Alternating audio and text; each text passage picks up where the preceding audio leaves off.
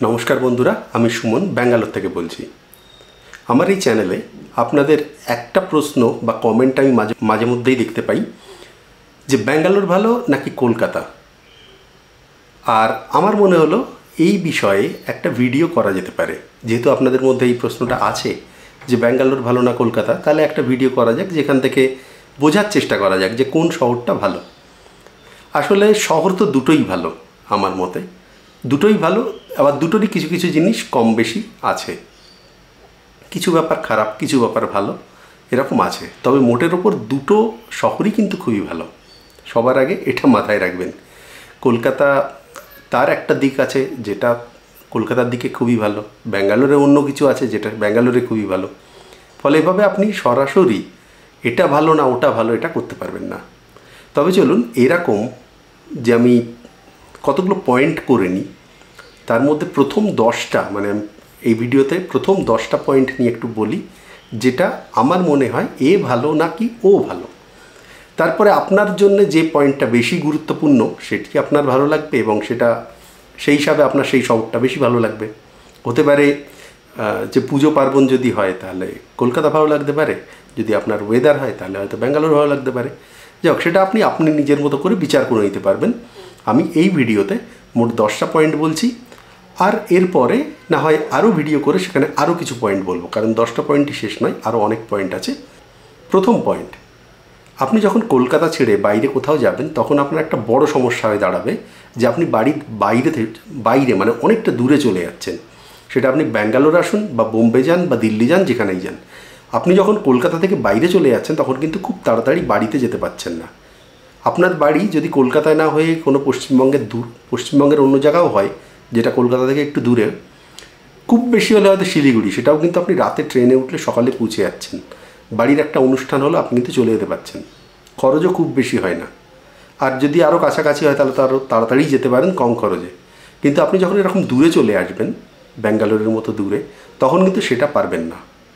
এটা কিন্তু অনেকেই এই সমস্যাটা বুঝতে পারে এখানে আসার পরে। বাড়ির কোনো একটা অনুষ্ঠান হলো, শুভ অনুষ্ঠান হলো, আপনি যেতে পারলেন না। বাড়িতে কোনো একটা দুর্ঘটনা ঘটলো, আপনি যেতে পারলেন না। তো এটা কিন্তু আপনার হয় যদি আপনি কলকাতা থেকে দূরে চলে যান। তো এটার দিক থেকে দেখতে গেলে কলকাতা এগিয়ে থাকবে ব্যাঙ্গালোরের থেকে। এর পরের পয়েন্ট, খাবার বলতে আমি যেটা বলছি যে বাড়িতে তৈরি খাবারের কথা নয়, স্ট্রিট ফুড। অনেকেই বলে থাকেন যে কলকাতায় এত সস্তায় খাবার পাওয়া যায়, এটাও দেশের অন্য কোথাও পাওয়া যায় না।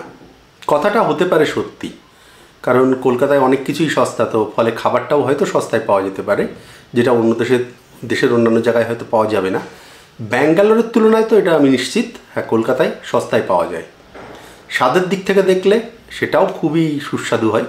কলকাতার যে মুখরোচক খাবার, তার স্বাদ তো মানে কিছুদিন আগে যেটা একটা আর্টিকেল দেখেছিলাম, সেখানে বলছে কলকাতার স্ট্রিট ফুড দেশের সেরা। আমি নিজেও এ ব্যাপারে একমত। কলকাতার যে স্ট্রিট ফুড, তার স্বাদ এবং দাম দুটোই কিন্তু খুবই কম। কিন্তু আমার মনে হয় যে তা সত্ত্বেও একটা ব্যাপারে কিন্তু কলকাতার খাবার পিছিয়ে, সেটা হলো এখানটার পরিষ্কার পরিচ্ছন্নতা, হাইজেনিক যে ব্যাপারটা, সেটা কিন্তু অনেকভাবেই এখানে অনেকটা কম।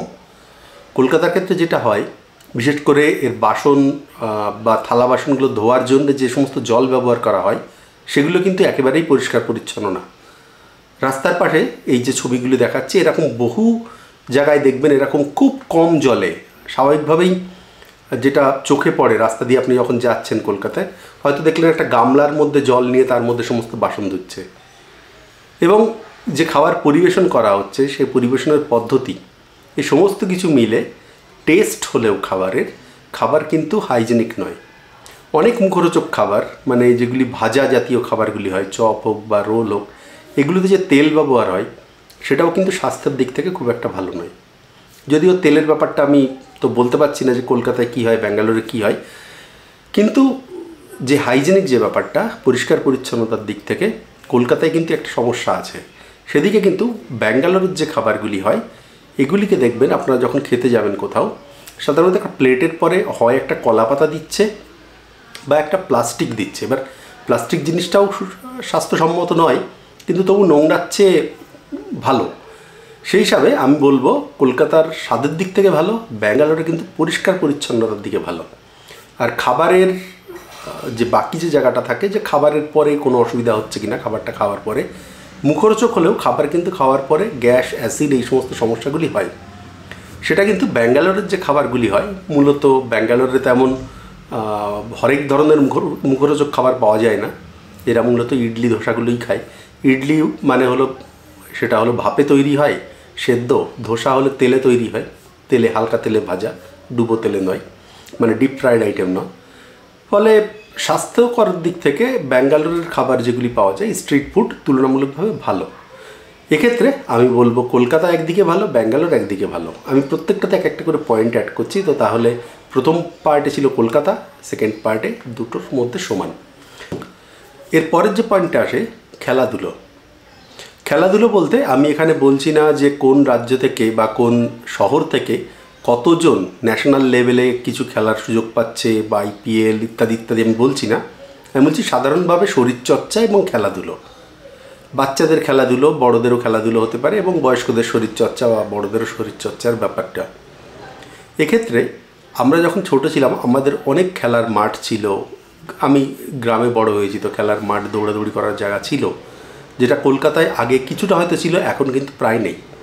কলকাতার যে সমস্ত বাড়িগুলি আছে, ফ্ল্যাট কালচার যেটা আছে, এখন কিছু কিছু বড় বাড়ি তৈরি হলেও মূলত সমস্ত বাড়িগুলোই কিন্তু স্ট্যান্ড অ্যালোন বিল্ডিং। মানে আমাদের এখানে ব্যাঙ্গালোরের ক্ষেত্রে যেটা বলা হয় যে বিল্ডার ফ্লোর, মানে একটা জমির পর একটা বাড়ি তৈরি হচ্ছে এবং সেখানটায় খেলবার মতো কোনো জায়গা নেই। ফলে বাচ্চারা কিন্তু খেলাধুলোর সুযোগটা পায় না। ব্যাঙ্গালোরে সেই তুলনায় এখনও পর্যন্ত কিছু খেলার জায়গা আছে, যদিও ফ্রিতে খুব কম। এখানটায় অ্যাপার্টমেন্টের মধ্যে হাই রাইজ বিল্ডিং যেগুলো আছে তাতে তো খেলার জায়গা থাকেই। এছাড়াও এখানে পার্ক প্রচুর, প্রত্যেকটা এলাকায় কিন্তু একটা পার্ক আছে। আমি যে এলাকায় থাকি সেখানেও একটা পার্ক আছে, বিশাল বড় একটা লেক আছে। ফলে এরকম কিছু খেলা, শরীরচর্চার জায়গাগুলো কিন্তু আছে, এবং তার প্রত্যেকটা পার্কের সঙ্গে একটা বাচ্চাদের খেলার জায়গা থাকে। তো এই সমস্ত জায়গাগুলোতে কিন্তু এখানটার স্থানীয় বাচ্চারা কিন্তু খেলার একটা সুযোগ পায়। বড়রা যারা, তারা কিন্তু একটা শরীরচর্চার সুযোগ পায়। সন্ধ্যায় বা সকালে হাঁটাচলা করা, সাধারণ ব্যায়াম করা, হালকা কিছু জিম, ওপেন জিম থাকে, প্রত্যেকটা জায়গায় একটা ওপেন জিম থাকে। তো এই সমস্ত জায়গায় গিয়ে কিন্তু তারা শরীরচর্চার সুযোগ পায়, যেটা কিন্তু কলকাতায় পায় না। এছাড়া আমার মনে হয়েছে ব্যাঙ্গালোরে একটা খেলাধুলোর বা একটা শরীরচর্চার একটা আবহাওয়া আছে, এখানটার মানুষ করে। সেটা তার একটা কারণ হতে পারে, এখানটার গরম নয়, সেটা আর একটা কারণ হতে পারে।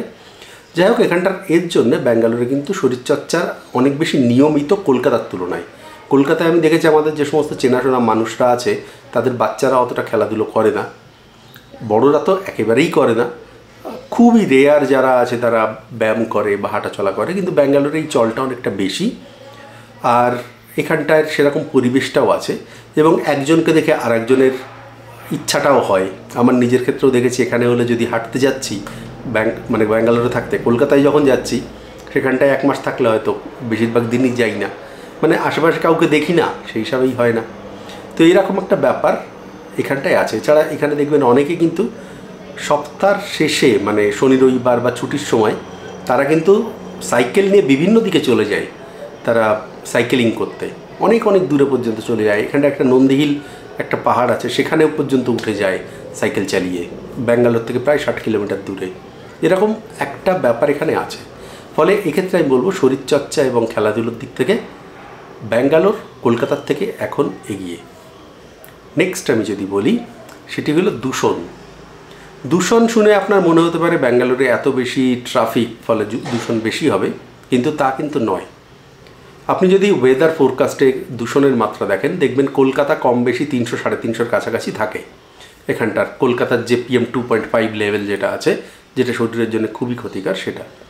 অথচ ব্যাঙ্গালোরে সাধারণত 100-র নিচে থাকে, জেনারেলি 80-র কাছাকাছি থাকে ব্যাঙ্গালোর শহরে। এবং এই একই ব্যাপার আপনি যদি দিল্লি দেখেন, সেটা 550-তে চলে যায়। ঢাকাতে ওরকম 500-550, কলকাতা 300-350 এরকম একটা রেঞ্জে থাকে। ব্যাঙ্গালোর সেটা কিন্তু 70 থেকে 100 এর মধ্যে থাকে। 100 খুব একটা ক্রস করে না। বৃষ্টি যদি হয় তাহলে অনেকটাই নেমে আসে, 50-এর নিচেও চলে আসে। ব্যাঙ্গালোর, কলকাতা, মানে ব্যাঙ্গালোর হলো দেশের মধ্যে বড় শহরগুলোর মধ্যে কিন্তু ব্যাঙ্গালোরের পরিবেশের দিক থেকে, এয়ার পলিউশনের দিক থেকে কিন্তু অনেক কম, প্রায় সবথেকে পরিষ্কার শহর সম্ভবত বড় শহরগুলোর মধ্যে। যদি এখানটা জলের যে সমস্যাটা আছে, জলের একটা বড় সমস্যা আছে, এখানটা জল কিন্তু কলকাতার তুলনায় খারাপ। কলকাতার পাশে গঙ্গা থাকার জন্য কলকাতার মানুষ অনেক ভালো জল পায়, যেটা কিন্তু এখানটায় পাওয়া যায় না। এখানটায় যে সাপ্লাই ওয়াটার আসে সেটা কাবেরী ওয়াটার, সেটা আসে কাবেরী নদী এখান থেকে প্রায় 150 কিলোমিটার দূরে, সেখান থেকে পাম্প করে এখানে পাঠানো হয়, ফলে সেটা কিন্তু সব জায়গায় পাওয়া যায় না। এখানটা গ্রাউন্ড ওয়াটার লেভেল অনেক নিচে, যার জন্য জলের সমস্যা হয়, গরমের সময় খুবই সমস্যা হয়। তো জলের দিক থেকে কলকাতা এগিয়ে। আর একটা ব্যাপার থাকে, সেটা হলো পারিপার্শ্বিক দিকে। আপনি যখন রাস্তায় যাচ্ছেন দেখছেন যে রাস্তায় নোংরা পড়ে আছে কি পড়ে নেই, এই ব্যাপারটা কলকাতায় অনেক জায়গায় ডিপি করা থাকে নোংরা, এখানেও কিছু কিছু জায়গায় থাকে, কিন্তু সেটা খুবই কম। আপনি হয়তো দুটো একটা জায়গা দেখবেন, বেশিরভাগ জায়গাতে কিন্তু এখানটায় এরকমভাবে নোংরা ডাই করে রাখা হয় না। এখানটায় মানুষ একই জায়গায় রাখে, বাড়ি থেকে সাধারণত কালেক্ট করে, বা এখানটার পৌরসভাও সেটা তুলে নেয়। এদিক থেকে তুলনামূলকভাবে ওভারঅল কলকাতার থেকে কিন্তু ব্যাঙ্গালোর পরিচ্ছন্ন শহর। মানে আমি তিনটে দিক বললাম, জল, হাওয়া আর আশেপাশের দিক থেকে, তো দুটো দিকে ব্যাঙ্গালোর এগিয়ে, কলকাতা জলের দিক থেকে এগিয়ে। ফলে আমি বলতে পারি যে না, ব্যাঙ্গালোর এই পয়েন্টে এগিয়ে। যোগাযোগ ব্যবস্থা, ব্যাঙ্গালোরের ট্রাফিক, মানে এটা একটা পৃথিবীর মধ্যে অন্যতম সবথেকে বেশি ট্রাফিক হয় এই শহরে। গত বছর সম্ভবত পৃথিবীর মধ্যে সবথেকে বেশি ট্রাফিক হতো, পৃথিবীর মধ্যে, আমি দেশের মধ্যে বলছি না, পৃথিবীর মধ্যে সবথেকে বেশি যানজট হতো ব্যাঙ্গালোরে। এবছর সম্ভবত ওটা লন্ডন পেয়েছে 1 নাম্বার খেতাব, ব্যাঙ্গালোর 2 নাম্বার। এত বেশি ট্রাফিক হয় এখানটা, প্রচুর মানুষ, সেই তুলনায় যোগাযোগ ব্যবস্থা খুবই খারাপ। পাবলিক ট্রান্সপোর্ট নেই, আমি বলবো নেই, যা আছে সেটা না থাকার মতো। এখানটায় যদিও বাস সার্ভিস আছে, মেট্রো সার্ভিস বেটার হচ্ছে, আশা করা যায় কয়েক বছরের মধ্যে খুবই ভালো হবে, কিন্তু আজও মানে আজকের দিনে 2024 সালের জানুয়ারি মাসে এই হিসাবে কিন্তু এখানটার এখনও বলবো যোগাযোগ ব্যবস্থা, পাবলিক ট্রান্সপোর্ট খুবই খারাপ। ভবিষ্যতে হতে পারে ভালো। আমাদের কলকাতার ক্ষেত্রে যেটা হয়, কলকাতায় যে অটো ট্রান্সপোর্ট এবং বাস এবং মেট্রো এই সব মিলে একটা খুব সুন্দর ব্যবস্থা আছে। আপনি কলকাতায় একটা অটো ধরলেন, শেয়ার অটো, একটা থেকে আরেকটা জায়গায় পৌঁছে গেলেন 10 টাকায়, 5 জন কি 4 জন শেয়ার করছে অটো, সেভাবে কিন্তু আপনি এক জায়গা থেকে আরেক জায়গায় চলে যেতে পারছেন। নিউ টাউন চাইলে সেখানে যেতে পারছেন, কলকাতার যে কোনো জায়গায় যেতে পারছেন। মেট্রো করে চলে যান যে কোনো জায়গায়, সেখান থেকে অটো ধরে দিন, আপনি আপনার জায়গায় পৌঁছে যাবেন খুব কম খরচে। ব্যাঙ্গালোরে একেবারেই হয় না। এখানটায় বাস সার্ভিস যেমন নেই, রিসেন্টলি কিছু মেট্রো ফিডার সার্ভিস বলে একটা বাস চালু করেছে, মেট্রো স্টেশনগুলো থেকে কাছাকাছির জায়গায় বাস সার্ভিস, কিন্তু বাস যেহেতু বড় রাস্তায় যাচ্ছে, সেখান থেকে বড় রাস্তা পর্যন্ত পৌঁছানো বা মেট্রো পর্যন্ত পৌঁছানো। উদাহরণ যদি দিই, আমার বাড়ি থেকে 2 কিলোমিটার দূরে হলো কাছের মেট্রো স্টেশন। আমি যদি এই 2 কিলোমিটার যেতে চাই, আমার বাড়ির সামনে অটো যারা দাঁড়িয়ে থাকে, 2 কিলোমিটারের জন্য তারা চাইবে 150 থেকে 200 টাকা। ফলে আপনি রেগুলার এটা ব্যবহার করতে পারবেন না, খরচে খুবই বেশি খরচ হয়ে যাবে। এবং এইটাই আমার মনে হয় পরবর্তীতে মেট্রো তৈরি হলেও সবথেকে বড় ড্রব্যাক হবে ব্যাঙ্গালোরের। মানে এখন তো অবশ্যই খারাপ কলকাতার থেকে, ভবিষ্যতেও হয়তো এটাই থাকবে। এখন দেখা যাক সরকার কি ব্যবস্থা নেয়। যদি মেট্রোর সাথে সাথে অটো সার্ভিসটা বেটার করতে পারে, আমার ধারণা বেশ ভালো পজিশনে যাবে। নাহলে কিন্তু মানুষ খুব বেশি মেট্রো কলকাতার মতোভাবে কিন্তু পাবলিক ট্রান্সপোর্ট ব্যবহার করবে না। এবং এখানটার মানুষ যেহেতু পাবলিক ট্রান্সপোর্ট নেই এবং অটো ভাড়া এত বেশি, সেই জন্য কিন্তু মানুষ এখানটা নিজের গাড়ি ব্যবহার করে। এখানটা প্রত্যেকটা পরিবারে দেখবেন একটা, সাধারণত যারা কেনার মতো সামর্থ্য আছে, প্রায় সকলেরই সামর্থ্য আছে, এখানে একটা করে গাড়ি থাকে 4 চাকা, এবং যদি বাড়িতে 2 জন মানুষ থাকে তাদের দুজনের দুটো বাইক থাকে, একটা বাইক একটা স্কুটার, কম করে হলেও একটা স্কুটার একটা গাড়ি, এরকম একটা কিন্তু চলে। মানে প্রত্যেকটা পরিবারে একটা দুটো বাইক থাকবেই থাকবে, গাড়ি নাও থাকতে পারে, কিন্তু স্কুটার বা বাইক থাকবেই। এবং তারা এগুলোতেই যাতায়াত করে, যার জন্য এত ট্রাফিক হয়। তো এদিক থেকে আমি বলবো পাবলিক ট্রান্সপোর্টে কলকাতা অনেক এগিয়ে, সে তুলনায় ব্যাঙ্গালোর ধারে কাছে নেই। নেশা, ধূমপান, এই ব্যাপারটা, এটি আমার মনে হয় একটা বড় ব্যাপার হয়ে যায় আমাদের সামাজিক দিক থেকে। কিছুদিন আগে আমার এক বন্ধু কলকাতা গেছিল ঘুরবার জন্যে, দক্ষিণ ভারতীয় কলিগ। সে ঘুরে এসে বলল, ভাই তোমাদের ওখানটায় এত মানুষে সিগারেট আর গুটখা খায়। মানে সে গিয়ে অবাক হয়ে গেছে যে এত মানুষ গুটখা খাচ্ছে, সবাই গুটখা খাচ্ছে, এদিক ওদিক পিক ফেলছে, এটা কেন? আমার কোনো উত্তর নেই, আমি কোনো উত্তর দিতে পারিনি কেন এত মানুষ গুটখা খায়। আগে এক সময় খৈনি খেত, আপাতত সব গুটখায় ট্রান্সফার হয়ে গেছে। আগে এতটা গুটখা বা খৈনি ছিল না। এগুলি সাধারণত যারা হিন্দিভাষী, বিশেষ করে বিহারের মানুষ, তারা এটা বেশি খেত। কিন্তু পশ্চিমবাংলার মানুষ কিন্তু পান খেত, সিগারেট খেত, গুটখাটা খেত না। গত সম্ভবত 10-12 বছরে এটা বেশি চালু হয়েছে। আগে একটা সময় খৈনি খেত, গুড়াক্ষু মাজত অনেকে। যাই হোক, আপাতত যদি দেখি সিগারেট, বিড়ি, গুটখা, এই তিনটে কিন্তু আমাদের রাজ্যের একটা বড় ব্যাধি হয়ে দাঁড়িয়েছে। সিগারেটের ব্যাপারটা আমাদের এখানটায় বহুদিন ধরেই চল আছে। আমাদের এখানটার এলিট ক্লাসের মধ্যে সিগারেট মানে একটা স্পেশাল ব্যাপার। আমাদের বিভিন্ন মুভি, অভিনেতা, অনেক সেলিব্রিটিদেরও দেখা যায় সিগারেট হাতে প্রচুর, আজকাল তার সঙ্গে গ্লাসও যোগ হয়েছে। এবং গুটখাটা সাধারণ মানুষের মধ্যে প্রচুর, যেটা কিন্তু সাউথ ইন্ডিয়াতে আপনি দেখবেন না। সাউথ ইন্ডিয়াকে কাউকে দেখবেন না, ব্যাঙ্গালোর বলছি না, সাউথ ইন্ডিয়াতে বলছি, তাদের দেখবেন না যে এইভাবে গুটখা খাচ্ছে। গুটখা খুবই কম মানুষ খায়। সিগারেটটা মানুষে খায়, কিন্তু অত নয় কলকাতার মতো। এবং কাউকে দেখবেন না ব্যাঙ্গালোরে যদি আসেন যে সিগারেট হাতে, সিগারেট ফুঁকতে ফুঁকতে সে রাস্তা দিয়ে যাচ্ছে, একটা মানুষকেও দেখবেন না। যদি কাউকে দেখেন, পারলে তাকে ধরবেন, দেখবেন সে উত্তর ভারতের মানুষ, মানে আমি বলছি পশ্চিমবঙ্গ, বিহার, উড়িষ্যা, বিহার, উত্তরপ্রদেশ, এই সমস্ত জায়গার মানুষ, সাউথ ইন্ডিয়ান নয়। তবু এখানটার মানুষ আপনি যদি দেখেন সিগারেট খাচ্ছে, সাধারণত চায়ের বা সিগারেটের গুমটি থাকে, সেখান থেকে কিনে তার পাশে দাঁড়িয়ে খেয়ে চলে যায়। তারা কিন্তু এত বেশি খায় না, এরকমভাবে রাস্তায় খায় না। মদ খাওয়ার ব্যাপারটা ওটা পশ্চিমবঙ্গেও আছে, এখানেও আছে, দুটো জায়গাতেই সমান।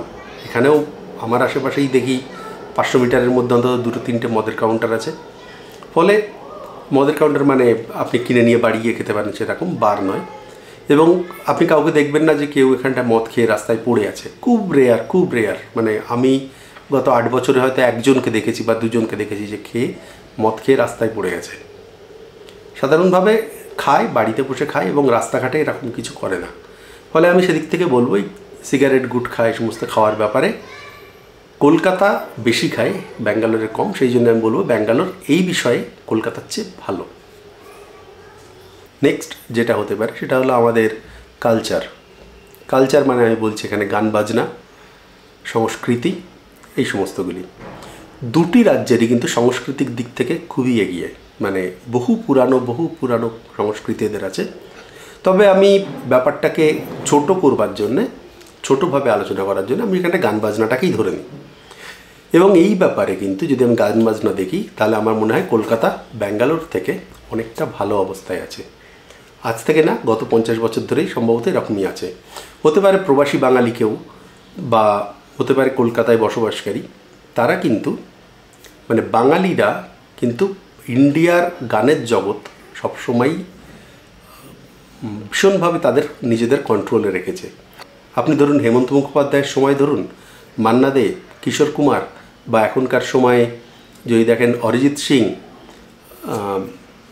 শ্রেয়া ঘোষাল, প্রত্যেকেই কিন্তু বাঙালি, প্রবাসী কিন্তু বাঙালি। অনেকেই প্রবাসী, অনেকেই বাঙালি। এবং আপনি যখন পশ্চিমবাংলায় রাস্তা দিয়ে যাবেন, আপনি সকাল সন্ধ্যায় আশপাশ থেকে কিন্তু তবলা, হারমোনিয়াম, গান, এই সমস্ত কিন্তু শুনতে পাবেন, যেটা কিন্তু ব্যাঙ্গালোরে নেই। ফলে এই যে গান বাজনার ব্যাপারটায় আমি বলবো কলকাতা ব্যাঙ্গালোর থেকে অনেকটা এগিয়ে। আবহাওয়া যদি বলি, ব্যাঙ্গালোর, আপনি হয়তো শুনে থাকবেন, ব্যাঙ্গালোর আবহাওয়া কিন্তু খুবই ভালো। ব্যাপারটা অনেকটা সত্যি। ব্যাঙ্গালোরের আবহাওয়া কিন্তু সবসময় খুবই মনোরম, সারা বছর। কখনো এখানটায় খুব একটা গরম হয় না, বেশ সুন্দর আরামদায়ক আবহাওয়া। পুরো বছরে হয়তো 1 মাস বড় জোর আপনাকে ফ্যান চালাতে হলো, তাও এখন ফ্যান চালাতে হচ্ছে। কেউ আবার এসিও লাগাচ্ছে। আজ থেকে কিছু বছর আগে সেটারও দরকার ছিল না। মানুষ মে মাসেও সোয়েটার পরতে শুনেছি, আজ থেকে 20 বছর আগে। সে তুলনায় এখন মে মাসে, এপ্রিল মাসে হয়তো কিছুদিন ফ্যান চালাতে হয়, যেটা আমার ক্ষেত্রে হয়। আপনি যদি টপ ফ্লোরে থাকেন তাহলে গরমটা বেশি হবে, ছাদের গরমটা আসবে, নাহলে কিন্তু খুব বেশি গরম এখানে লাগে না। এমনকি হয়তো আপনি দেখতে পারেন যে কখনো 35 ডিগ্রি 36 ডিগ্রি চলে যাচ্ছে টেম্পারেচার, কিন্তু আপনি যখন রোদে বেরোচ্ছেন দেখবেন খুবই গরম লাগে, ঠিক সেই সময়ই আপনি যদি একটু ছায়ায় চলে আসেন তাহলে দেখবেন আর অতটা গরম লাগে না, ঘাম হয় না কলকাতার মতো। আর এখানটায় প্রায় সারা বছর একটা সুন্দর হাওয়া হয়, কখনো পূব দিক থেকে কখনো পশ্চিম দিক থেকে, মানে দুপাশে দুটো সাগর আছে, যে কোনো একদিক থেকে হাওয়া হতে থাকে। এবং এই হাওয়াটা কিন্তু খুব ঠান্ডা, খুব আরামদায়ক। 35°C রোদে গেলে গা পুড়ে যাবে, কিন্তু যেই আপনি ছাওয়ায় আসবেন, গাছের তলায় আসবেন, কি কোনো এক জায়গায় আসবেন, হাওয়া হবে, দেখবেন কি সুন্দর আরাম লাগে। তো এটা একটা হয়, এটা একটা খুবই ভালো। খারাপের মধ্যে যেটা হয়, এখানটার ইউভি আলট্রাভায়োলেট রে সেটা কিন্তু কলকাতা থেকে অনেক বেশি। কলকাতায় জেনারেলি 8-9 থাকে ম্যাক্সিমাম যখন হয়, সেটাই কিন্তু ব্যাঙ্গালোরে 11 থেকে 13 পর্যন্তও যায়, যেটা স্কিনের জন্য খুবই ক্ষতিকারক। স্কিনে গেলে আপনার স্কিন কালো হয়ে যাবে, পুড়ে যাবে, এবং হতে পারে স্কিনের বিভিন্ন রকম অসুবিধাও হতে পারে। ফলে ইউভি রেটা ব্যাঙ্গালোরে বেশি হলেও ওভারঅল ওয়েদার খুবই আরামদায়ক। পরের যে পয়েন্টটা আসে সেটি হলো এখানটা জিনিসপত্রের দাম। জিনিসপত্রের দামের বিচারে ব্যাঙ্গালোর কলকাতার থেকে পিছিয়ে, মানে ব্যাঙ্গালোরে কিন্তু সমস্ত জিনিসের দামই কিন্তু কলকাতার তুলনায় অনেক বেশি। আপনি সে সবজি ধরুন বা যাই ধরুন, ব্যাঙ্গালোরের ক্ষেত্রে অ্যাভারেজ আমি যদি বলি, সবজির দাম আজকে 2024 সালের জানুয়ারি মাসে গড়ে 60 থেকে 80 টাকা কিলো। মানে 1 কিলো যে কোনো রকমের সবজি নিন, অন্তত সেটা 60 টাকা হবে, 80 টাকা বা তার বেশিও হতে পারে। যে কোনো রকমের সবজি, আলু টালু বাদে, আলুটা কম, আমি সবুজ সবজির কথা বলছি। মানে ধরুন পটলটা আমাদের ওখানে তৈরি হয়, আমাদের ওখানে উৎপন্ন হয়, তো পটল চাষ ওখানে যখন হচ্ছে তখন হয়তো 20 টাকা পাচ্ছেন, সেটা কিন্তু ব্যাঙ্গালোরে 120 টাকা। আবার ফুলকপি, বাঁধাকপি এইগুলো শীতের ফসল, আমাদের ওখানটায় যেমন 10 টাকায় পেয়ে যাবেন, এখানে কিন্তু সেটাই চলবে আপনার 30 টাকা, 30 থেকে 40 টাকা। শীতকাল আমাদের ওখানেও তৈরি হচ্ছে, এখানেও হচ্ছে, ফলে ওখানটায় আপনি 10 টাকায় পেলে এখানটা কিন্তু আপনাকে 30 টাকা 35 টাকা দিতে হবে। এবং দামটা এরকমের পার্থক্য। কিছু কিছু জিনিসের দাম এখানে যেমন কম থাকে, তার মধ্যে যেমন পেঁয়াজের দামটা আমার ধারণা এখানটা একটু কম। মাঝে মধ্যেই এখানে রাস্তায় দেখবেন বিক্রি হয় 3 কিলো, 4 কিলো, 5 কিলো 100 টাকায়, রাস্তায় গাড়ি নিয়ে এসে বিক্রি করে তারা। টমেটো এখানটা প্রচুর চাষ হয়, কখনো কখনো হয়তো নিউজে দেখবেন যেখানটা চাষিরা রাস্তায় টমেটো ফেলে দিয়েছে কারণ দাম পায়নি। এবং টমেটোর দাম কিন্তু গড়ে সবসময়ই 10 থেকে 15 টাকার মধ্যে থাকে, কখনো কখনো বেড়ে যায়। কিছুদিন আগে খুব বেড়ে প্রায় 150 টাকা হয়ে গেছিলো।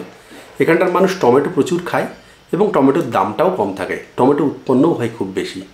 এখানটায় ডাবের দাম, নারকেলের দাম, সেটাও কিন্তু এখানে কম।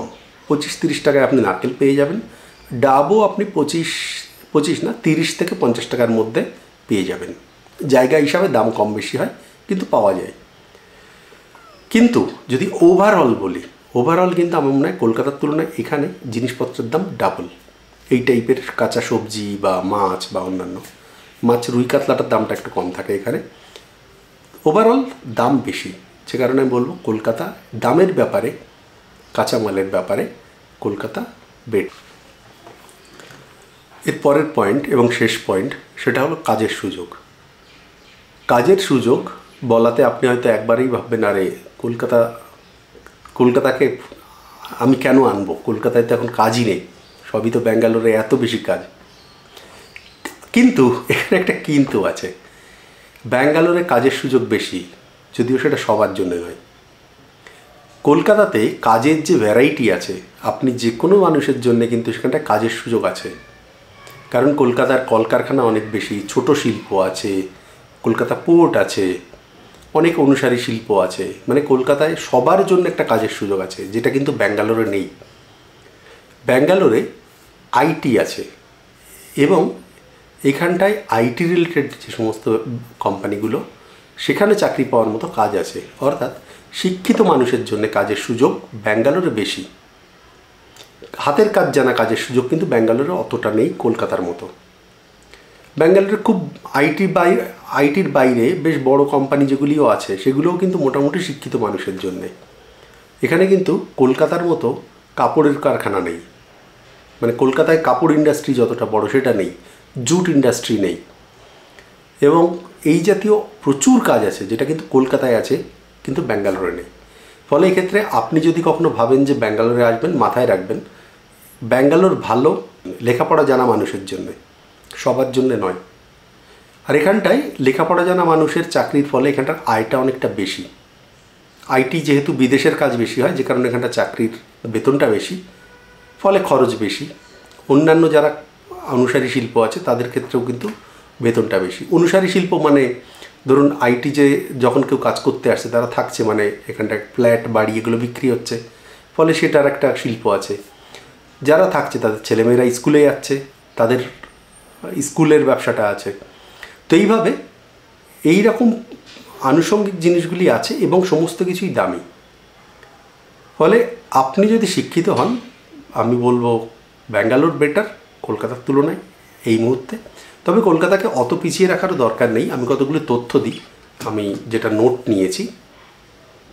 কলকাতার এখন আয় জিডিপি 2023 সালে ছিল 17.2 লাখ কোটি টাকা, 17.2 লাখ কোটি। আর যদি এটা ডলারে বলি তাহলে 220 বিলিয়ন ডলার। সেখানে ব্যাঙ্গালোরের আয় 25.7 লাখ কোটি টাকা। আর যদি আমি ডলারে বলি তাহলে 322 বিলিয়ন ডলার, মানে 220 কলকাতা, ব্যাঙ্গালোর 322, 102 বিলিয়ন ডলার ব্যাঙ্গালোরে বেশি। মাথাপিছু আয় কলকাতায় 1,41,000 টাকা, মানে এক একজনের যদি আমি মাথাপিছু ধরি 1,41,000 টাকা। ব্যাঙ্গালোর সেটা কিন্তু 3,31,000 টাকা মাথাপিছু আয়, মানে ব্যাঙ্গালোরের আয় কিন্তু কলকাতার তুলনায় মাথাপিছু বেশি। তার কারণ ওই যেটা বললাম, শিক্ষিত মানুষের চাকরি এখানে বেশি, সেই জন্যে বেশি। আর এর জন্যে যেহেতু মাথাপিছু আয় বেশি, তো সবার খরচও বেশি হবে, সবারই আয়টা বেশি হবে। তো এই হলো মোট 10টা পয়েন্ট, যেটা আমার মনে হয় কে এগিয়ে কে পিছিয়ে কে কী আছে। ওভারঅল আমি যা দেখলাম এই পয়েন্টগুলো আমার হিসাব করে যেটা আসছে, 4টে পয়েন্টে কলকাতা এগিয়ে থাকছে, 5টা পয়েন্টে ব্যাঙ্গালোর এগিয়ে থাকছে, আর তার সাথে একটা পয়েন্টে দুটোকে সমান সমান, মানে খাবারের ব্যাপারটা। কোন পয়েন্টটা কে এগিয়ে সেটা আমি আমার ভিডিওর সাইডে দিয়ে দিলাম, দেখে নিতে পারেন। ফলে ওভারঅল যদি দেখি, কলকাতা পাচ্ছে 4.5 পয়েন্ট, ব্যাঙ্গালোর 5.5 পয়েন্ট, 1 পয়েন্টের পার্থক্য। এবং এই 1 পয়েন্টটা আপনি যদি শিক্ষিত হন, টেকনিক্যাল স্কিল যদি থাকে, অ্যাটলিস্ট গ্র্যাজুয়েট যদি হন, ভালো হয় সায়েন্স বা কমার্স এই সমস্ততে, তাহলে 1 পয়েন্ট বেটার। আপনি তাহলে ভাবতে পারেন ব্যাঙ্গালোর, মানে 1 পয়েন্টের পার্থক্য। এবারে আপনার কোন কোন পয়েন্টগুলি সুবিধা, সেই হিসাবে আপনি হিসাব করতে পারেন আপনার জন্য কলকাতা ভালো মনে হবে না ব্যাঙ্গালোর। আমার ক্ষেত্রে ওভারঅল পয়েন্ট দেখিয়ে যে পয়েন্টের বিচারে ব্যাঙ্গালোরকে দেখতে পাচ্ছি একটু এগিয়ে আছে প্রথম 10টা পয়েন্টে। এরপরে না হয় আরও কোনো ভিডিও করব যেখানে আরও 10টা পয়েন্ট পারলে আলোচনা করব, সেখান থেকে দেখব যে কোন শহর ভালো আসছে। আর ভিডিওটা কেমন লাগলো সেটা কমেন্টে জানাবেন। আমার বলা পয়েন্টগুলির সঙ্গে আপনার যদি মতানৈক্য থাকে আপনি সেটাও কমেন্টে জানাবেন। আপনার সাজেশন কমেন্ট অবশ্যই অ্যাকসেপ্টেড, কারণ এটা এভাবে কোনো ব্ল্যাক অ্যান্ড হোয়াইটের ব্যাপার নেই যে এটা ভালো ওটা খারাপ, এরকম কিছু করার নেই। একটা ধারণার পরে ভিত্তি করে আমি কথাগুলি বললাম। আশা করি আপনাদের ভালো লাগলো। আর যদি ভালো লাগে একটা লাইক করবেন, কমেন্ট করে জানাবেন আপনার মতামত, আর পারলে শেয়ার করবেন। আর যদি চ্যানেলে নতুন হন, এরকম আরও অন্যান্য ভিডিও দেখবার জন্য একটু সাবস্ক্রাইব করে নেবেন। ধন্যবাদ, নমস্কার, দেখা হচ্ছে পরে অন্য কোনো ভিডিওতে।